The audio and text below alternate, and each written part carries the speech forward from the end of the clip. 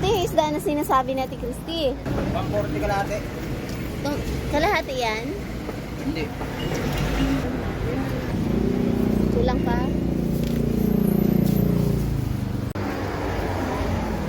90. Magkano?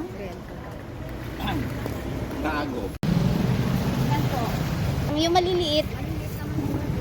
Ito, ang sarap ng lasa niyan.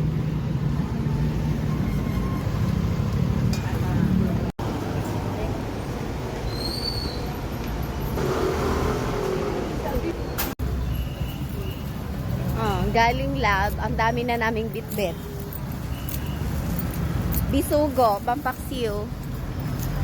Sa akin lansones, sa kanya rambutan.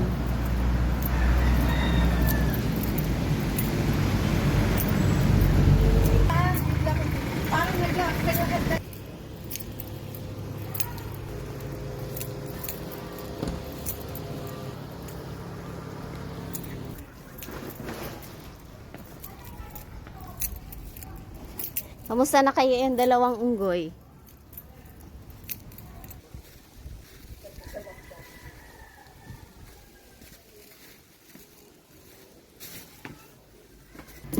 Aray!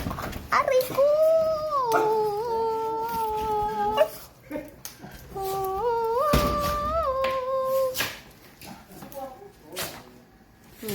Aray!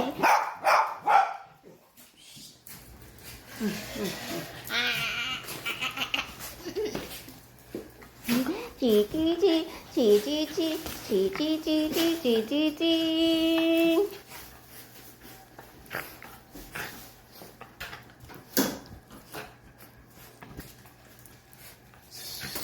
Aray ka.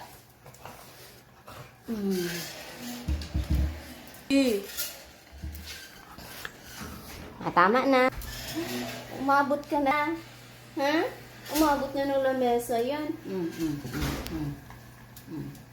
Tama na. Tingnan mo naman itsura niya. Kaya kanina ayaw kong magpabili.